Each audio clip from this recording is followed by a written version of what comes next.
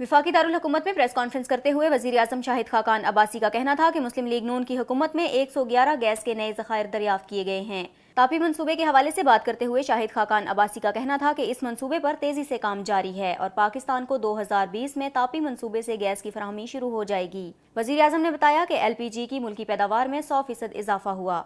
उन्होंने कहा कि CNG को तवील लाइनें आवाम को याद रहेंगी और आज CNG स्टेशन को गैस की फराहमी जारी है। शाहिद खाकान अब्बासी ने बताया कि गुज़िश्ता 5 साल में 20 लाख गैस के नए कनेक्शन बगैर सिफारिश के लगाए गए। उन्होंने मजीद ये भी बताया कि जब हुक्मरान जमात को हुकूमत मिली तो मुल्क में 70 लाख गैस कनेक्शन मौजूद थे, जो अब बढ़कर 90 लाख हो चुके हैं। वज़ीर आज़म ने कहा कि मुल्क में 445 तेल के नए कुएं खोदे गए और इन कुओं की खुदाई में कामयाबी की शरह 50% रही। उन्होंने बताया कि 1700 किलोमीटर तवील 42 इंच कतर की पाइपलाइन बिछाई गई, 46 नए लाइसेंस और 31 नई लीज भी दी गईं। मुल्क में कुदरती गैस की तरसील के हवाले से उन्होंने बताया कि मुल्क में गैस की तलब 80 लाख क्यूबिक फीट योमिया है, जबकि मकोड़ी और गम्बट में गैस प्लांट भी फ़ाल कर दिए गए हैं। शाहिद खाकान अब्बासी ने कहा कि पाकिस्तान LNG के हवाले से दुनिया का कामयाब तरीन मुल्क है और यहाँ सबसे कम कीमत पर LNG गैस फराहम की जाती है। उन्होंने बताया कि उनकी हुकूमत ने LNG पर पुराने कोटे ख़त्म कर दिए, जबकि LPG कोटा स्कैंडल में बड़े बड़े नाम शामिल हैं। किसी का नाम नहीं लेना चाहता था। शाहिद खाकान अब्बासी ने कहा कि गैस से सस्ता ईंधन कोई भी नहीं है। खाद के कारखानों को गैस की फराहमी मुयस्सर नहीं थी, आज उन्हें गैस फराहम की जा रही है। इजलास में 104 निकाती मुफस्सल एजेंडा मौजूद होने के बावजूद स्पीकर कौमी असम्बली अयाज सादिक और डिप्टी स्पीकर मुर्तज़ा जावेद अब्बासी अरकान को अपनी मर्जी से किसी भी मौजू पर इजहार ख्याल करने की इजाज़त देकर 2 घंटे तक इजलास जारी रखे रहे। इजलास के दौरान जब तहरीक इंसाफ की रुकन असम्बली साजिदा बेगम को फ्लोर पर बोलने का मौका न मिल सका तो उन्होंने बतौर एहतजाज कोरम पूरा न होने की निशानदेही कर दी, जिसकी वजह से डिप्टी स्पीकर पहले इजलास को कुछ देर के लिए मुलतवी और बाद अज़ाम बुध की सुबह तक मुलतवी करने पर मजबूर हो गए। वाज़ेह रहे कि गुज़िश्ता माह free and fair election network की जानिब से जारी करदा रिपोर्ट में कहा गया था कि गुज़िश्ता 5 बरस में कौमी असम्बली के बेशतर इजलासों में हाजिरी की औसत शरह 13% कमी देखने में आई, जबकि 100 इजलास सिर्फ कोरम पूरा न होने की वजह से मुलतवी या मनसूख कर दिए गए। रिपोर्ट में कहा गया कि कौमी असम्बली के कुल 468 इजलास मुनक़िद हुए, जिनमें से 74% यानी 345 इजलास के आगाज़ और इख्तिताम पर अरकान की हाजिरी 1/4 से भी कम रही। अरकान की 1/4 तादाद 342 में से 86 बनती है, जबकि कवानीन के मुताबिक असम्बली का इजलास जारी रखने के लिए ऐवान में 1/4 अरकान का हाजिर होना लाजिम है। इससे कबल वजारत खजाना और अपोजिशन अरकान की जानिब से नुक्ता एतराज़ पर गुफ्तगू की गई, जिसमें उन्होंने ऐवान को गैर जानिबदारी से चलाने पर स्पीकर कौमी असम्बली अयाज सादिक की तारीफ के पुल बांधे।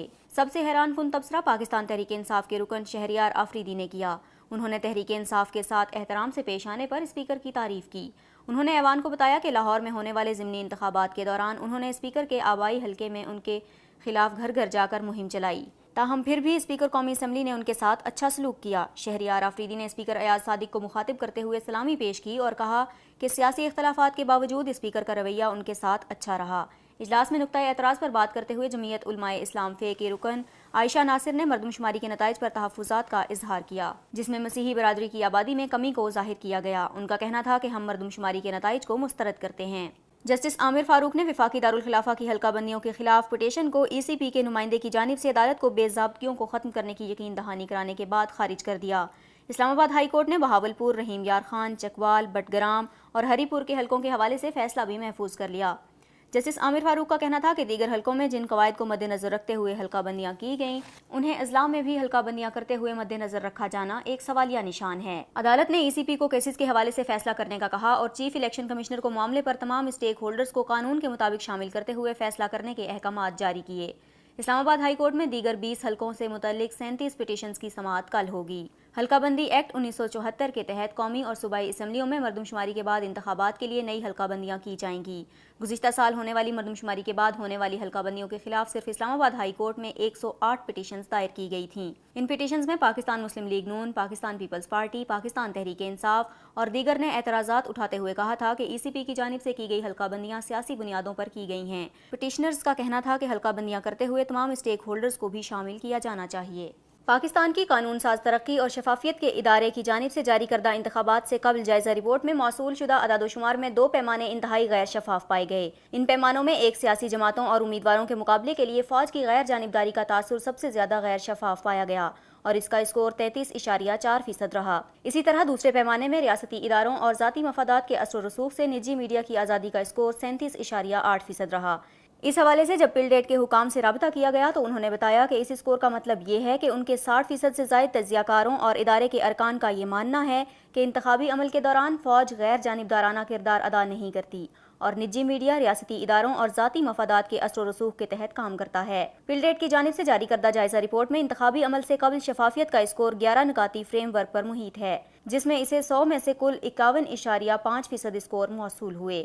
رپورٹ میں غیر منصفانہ پیمانے میں سرکاری ذرائع ابلاغ کی غیر جانبداری کا تصور 41.5%، قومی احتساب بیورو کی سربراہی میں احتسابی عمل میں غیر جانبداری کا تصور 43.1%، اسی طرح عدلیہ میں بھی غیر جانبداری کا پیمانہ کم ہوا اور اسے 45.8% اسکور دیا گیا۔ جائزہ رپورٹ میں جس پیمانے نے آزاد اور منصفانہ انتخابات کے لیے مطلوبہ سطح فراہم کرنے کے لحاظ سے سب سے زیادہ اسکور حاصل کیے، اس میں انتخابی انتظام کے ادارے الیکشن کمیشن آف پاکستان ہے۔ اس حوالے سے انتخابی فہرستوں کی ساکھ کے تصور میں اسے سب سے زیادہ 67.3%، جبکہ آزاد، غیر جانبدار اور قابل تاثیر ہونے میں الیکشن کمیشن کو دوسرے نمبر پر 65.3% اسکور دیا گیا۔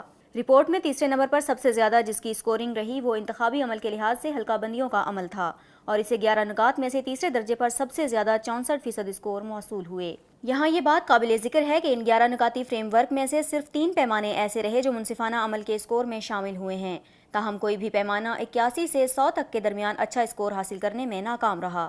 علی جہانگیر چند ہفتوں میں امریکی صدر ڈونلڈ ٹرمپ کو سفارتی اسناد پیش کریں گے۔ علی جہانگیر صدیقی کو اعزاز احمد چودھری کی جگہ امریکہ میں پاکستان کا سفیر نامزد کیا گیا تھا۔ اعزاز چودھری 29 مئی کو پاکستانی سفیر کا عہدہ چھوڑ دیں گے۔ دوسری جانب علی جہانگیر صدیقی کی تقرری کے خلاف تحریک انصاف کے سیکرٹری اطلاعات فواد چودھری نے نامزد وزیر اعظم جسٹس ریٹائرڈ ناصر الملک کو خط لکھا ہے۔ خط میں کہا گیا کہ علی جہانگیر کی تقرری متنازع ترین فیصلہ ہے، وہ سفارتی اور بین الاقوامی امور کا کوئی تجربہ نہیں رکھتے۔ خط میں کہا گیا ہے کہ دنیا کے اہم ترین سفارتی مقام پر ان کی تعیناتی قومی مفادات کے خلاف ہے۔ قومی احتساب بیورو بھی ان کے خلاف بدعنوانی کے معاملات کی تحقیقات کر رہا ہے۔ ادھر وزیر خارجہ خرم دستگیر نے ایک بیان میں کہا ہے کہ حکومت نے علی جہانگیر صدیقی کو قواعد و ضوابط کے تحت امریکہ میں سفیر تعینات کیا۔ انہوں نے کہا ہے کہ علی جہانگیر صدیقی کا اقتصادیات، کمرشل، کارپوریٹ اور سرمایہ کاری کے شعبوں میں وسیع تجربہ ہے۔ امریکہ میں تعلیم حاصل کرنے کے باعث وہ ملک کی سماجی و سیاسی جماعتوں سے آگاہی رکھتے ہیں۔ وزیر خارجہ نے کہا ہے کہ حکومت سمجھتی ہے کہ علی جہانگیر صدیقی کا تجربہ پاکستان اور امریکہ کے درمیان تعلقات، اقتصادی تعاون اور سرمایہ کاری کے فروغ میں مددگار ثابت ہوگا۔ خرم دستگیر کا کہنا ہے کہ علی جہانگیر صدیقی کی تقرری میرٹ کی بنیاد پر کی گئی، کسی بھی زیر سماعت انکوائری کے لیے وہ قانون کے تحت تعاون کریں گے۔